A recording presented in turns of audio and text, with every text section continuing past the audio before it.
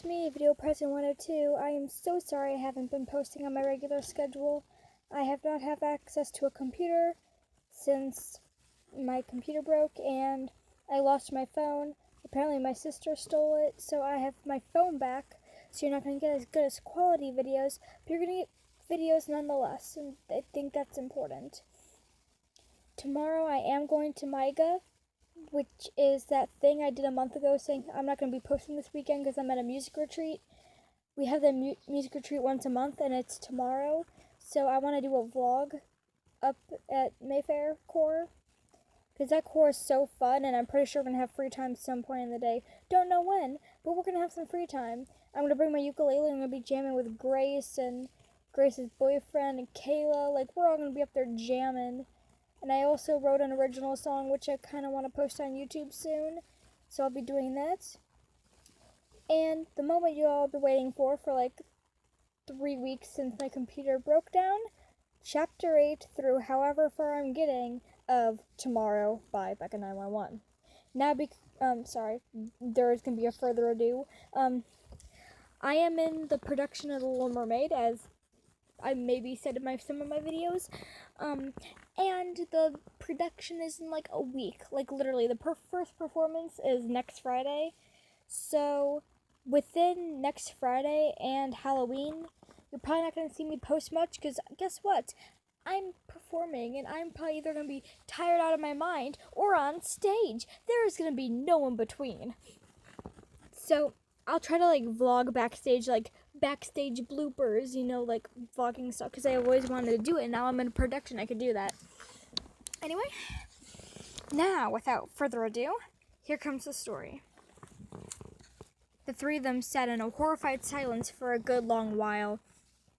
Virgil was still, his eyes staring vacantly at the table. Even when Roman reached across and tapped his cheek gently, Logan sat, apparently unruffled, with his hands steepled in front of his mouth thoughtfully.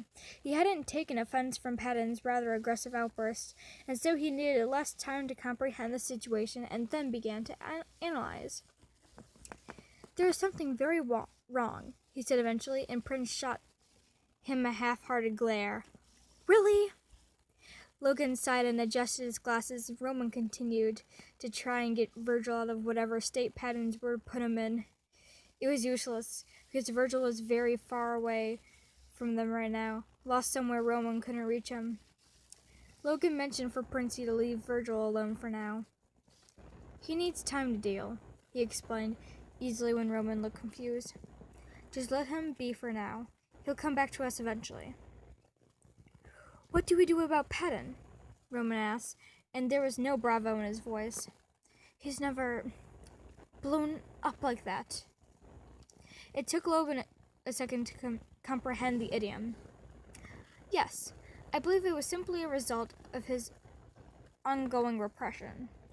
He gets troubled easily, and usually tends to ignore the need to address such troubles. He likes to be positive, and he hates to focus on the negative, leading to a situation like this where all his negativity becomes too much for him, and he has to let it out somehow." Roman did look quite convinced, but he acquiesced with a small nod. Virgil twitched slightly, his eyes coming into focus rather rapidly. His hands were shaking. Logan noticed that almost instantly, despite the fact that Virgil was pressing them into the table hard enough for his wrist to crack. His fingers were white with the pressure, his shoulders hunched up. "Virgil?" Roman's voice was careful, his touch gentle as he brushed it against the anxious side shoulder. "Virgil, are you okay?" Virgil didn't make any drastic movements, like nod, but Logan noticed that his entire body was trembling now, racked with minute shivers. Panic attack. He leaned forward, using his own hand to nudge Roman's away. He kept his arm in Virgil's view, and kept his voice soothing as he said, "Virgil, listen to me. You're okay. You're safe. You're having a panic attack." Princey made a small noise. Logan continued, drawing from what he learned after extensive research performed after the whole anxiety pills incident. "Do you remember your breathing exercises? For 4 seconds?" He waited for Virgil to follow his instruction. "Hold for 7 seconds. out for 4 seconds. Good job, Virgil. You are doing well. He made sure Virgil was continuing the pattern as he slowly laid his hands on top of the ones pressed into the table. Virgil's breathing stuttered at the contact, but Logan urged him to keep counting. Gradually, Virgil's breathing eased. Logan kept his hands where they were, allowing the anxious side to choose what to do from there. Virgil didn't ask him to shift his hands away. Sorry, he mumbled, sinking into his hoodie once he regained his composure. Embarrassment was plastered all over him. I'm sorry, I overreacted. Roman offered his hand, and Virgil allowed him to place it on his shoulder, the junction between his shoulder and his neck. There's nothing to be sorry for, Roman promised earnestly. I fight dragon witches, you fight panic attacks. There's different kinds of bravery, Virgil. Why did I say it like Virgil? What is my English today? What is my English any day? Let's be real. Virgil let out a long breath before looking up at Logan. The logical trait didn't impress the fact that Virgil couldn't quite meet his eyes. Thanks, Logan. It's no issue. I took it upon myself to learn about panic attacks after the earlier incident in which I instigated harmful actions due to ignorance. Roman is correct. There is no shame in having a panic attack, especially as you are Thomas's anxiety. Virgil shifted slightly, but otherwise gave no indication that he was uncomfortable. Still, he said, we need to help Patton. If he's talking to deceit, then something is definitely wrong. Logan sighed and went to remove his hands. Virgil gripped on tightly and studiously refused to meet his eyes. Logan just let his hands stay where they were. Patton is at risk, yes. He is Thomas's heart. He is the heart of Thomas's emotion, while also encompassing his mortality. If Patton is compromised by strength and negative emotions, then Thomas's moral compass may also be affected, and that is something we cannot afford. Now while deceit is steadily ingraining himself in the forefront of Thomas's mind. Wow, Virgil muttered, nudging Virgil slightly with a grin. You guys say that I'm the dramatic one. It worked. Virgil's lips quirked upward. Logan simply raised an eyebrow. You are the dramatic one. Roman emitted some sort of offended noise, and Virgil snickered slightly. Logan remained impassive, but not cold enough to hide the beginnings of a smug smile. Now, Virgil said, quietly determined, about Patton. Patton was not having a good time. Guilt was swamping over him, looming over him like a wave that was almost cresting. He would drown in it. He really would. He heard an almost silent hiss and felt the same poisonous anger race through him, spinning him into a great cloud in his mind where nothing really mattered. Go away! He shouted to the shadows where the slippery snake hid. You've always poisoned me enough. I don't need you hissing in my ear. You got what you wanted. Leave me alone. There was a small, victorious laugh before deceit disappeared, leaving Patton to fall into his bed and cry. Thomas was in the middle of cooking when he felt an overwhelming urge to curl up in a little ball and cry. It was strange, but strong, and so he turned off the stove and sat on the sofa. He felt vacant almost, like his emotions weren't really there. He was disconnected from his body.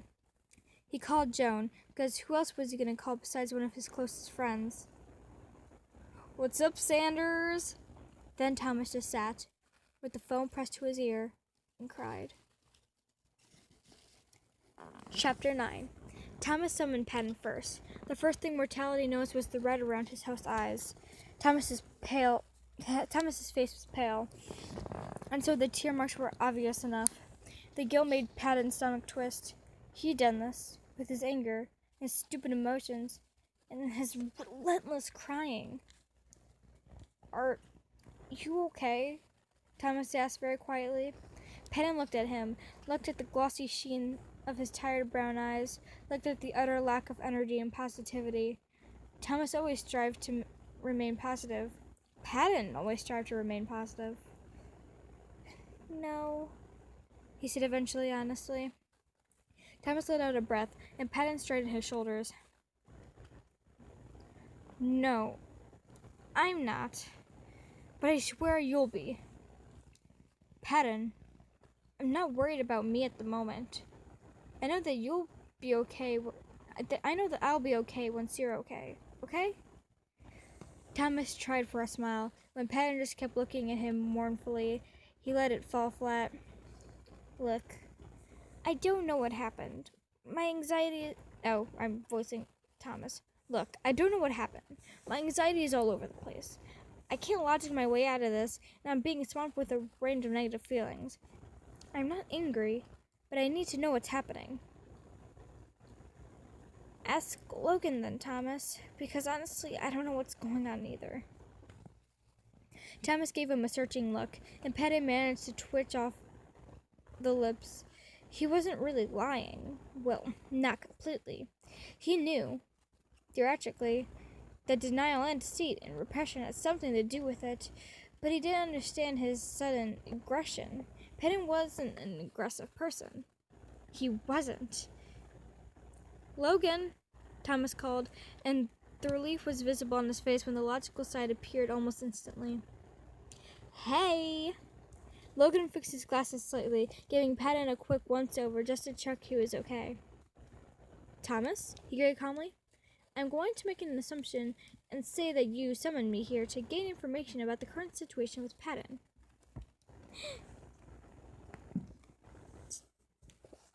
Teach talk, Patton reminded him gently. Logan nodded his thanks, accompanied by a small smile. Thomas didn't question it. Is Virgil involved as well? The host asked, eyebrows furrowing slightly. I'm getting random spikes of anxiety. I almost had a panic attack before, and I wasn't even doing anything.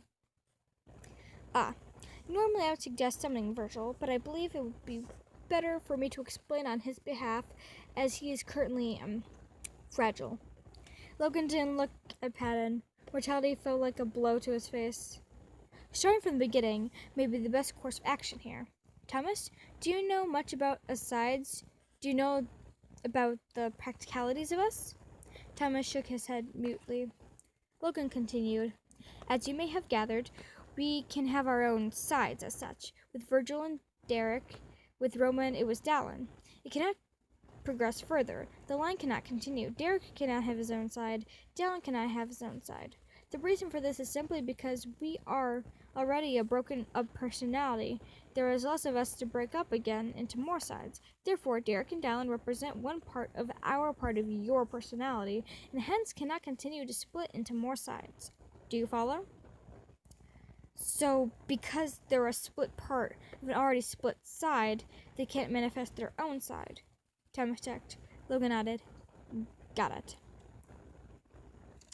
Now, despite this, they're all a side of us, so they don't affect you. The effects they have on us, though, will affect you. Do you remember the functions you felt previously? Thomas looked pale. Patton had to look away. I know I took anxiety pills, and I guess their effects were exaggerated to impossible levels because my personality is also exaggerated. Logan nodded again. With Virgil, I just felt jittery and suspicious.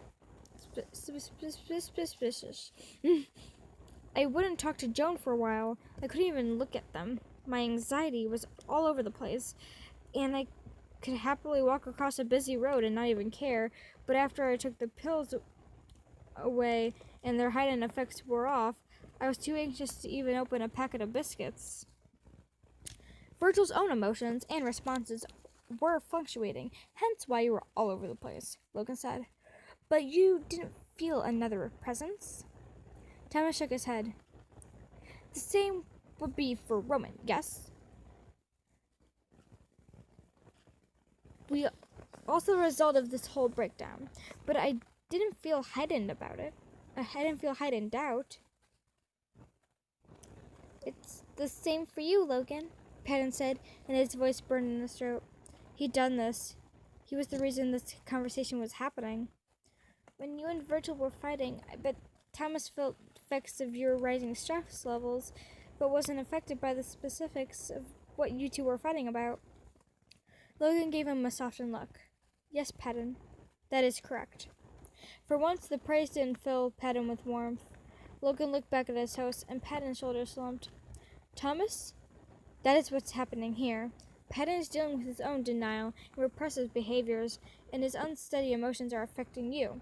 Deceit is also playing a small part, in that merely his presence will shake you and force you off balance. Patton, understandably, lashed out because of his turbulent emotions, and Virgil reacted negatively. That is all. Freaking ad. No. Thomas gave Patton a gentle, searching look. Thomas gave Patton a gentle, searching look. Lips pulled down. Pat, you okay, buddy? Patton smiled tiredly. I'm very emotional, kiddo, he said. I'm sorry we're affecting you like this. It's hard to control ourselves sometimes. Hey! Thomas held his hands up and smiled warmly. No blame or judgment from me. Just want to make sure everything is okay and everyone's happy. Then we can all start working together again and move forward. A sudden rush of love swelled over Patton's chest. Warmth spread down his arms and soothed his skin. Something close to contentment settled in him, and Patton tried to push some of it to Thomas. When his host relaxed minutely and his smile widened, Patton assumed he was successful. God, he loved his host. Love can be a poison, Patton. You're going to be betrayed by someone you trust, Patton. They don't trust you, Patton. Patton let this cozy feeling in his chest pull him away from the thoughts that plagued him, and for a moment, a shining moment, he was unconditionally happy. They're going to betray you, Patton.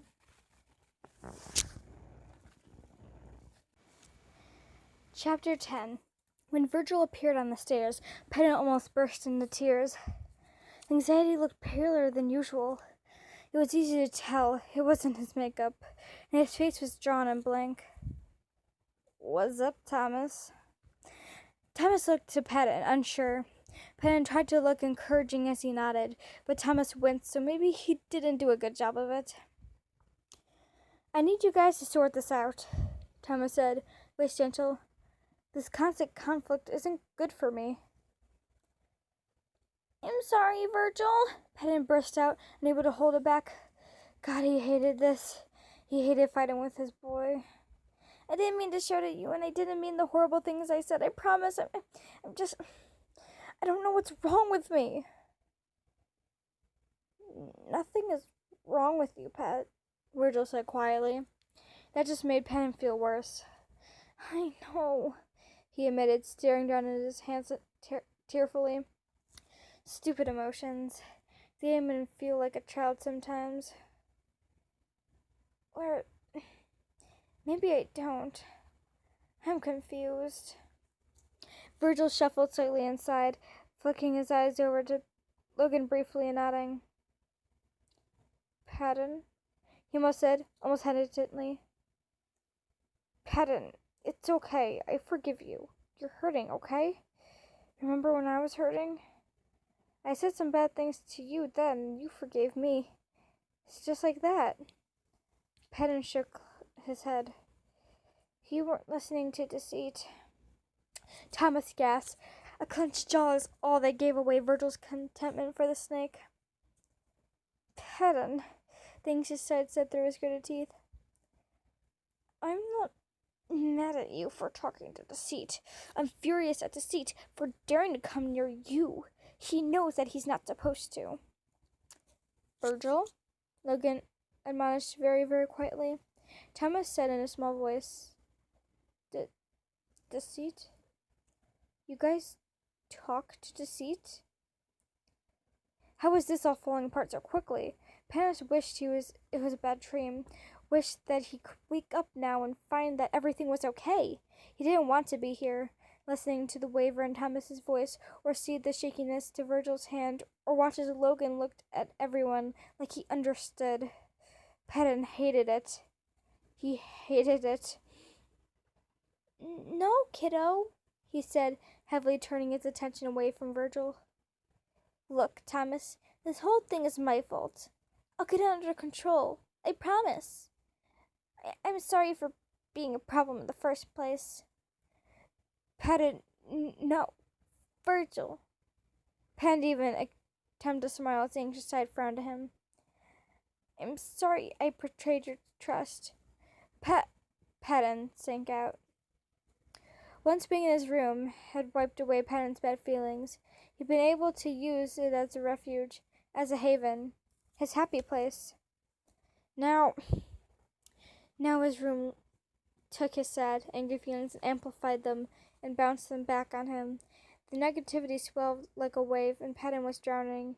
He was drowning, and all he wanted to do was just lay down and curl up in his bed with the others by his side and watch a Disney movie, because that had been the only time where he felt whole and happy in so long. At first, he'd been dealing with Thomas's heartbreak. Now he was dealing with his own. Roman's room was bright and lovely, and Patton hated it. Oh, he knew that Roman had worked unbelievably hard to make it this way. He knew that Dallin had left his mark, and that these walls had been gray and broken once.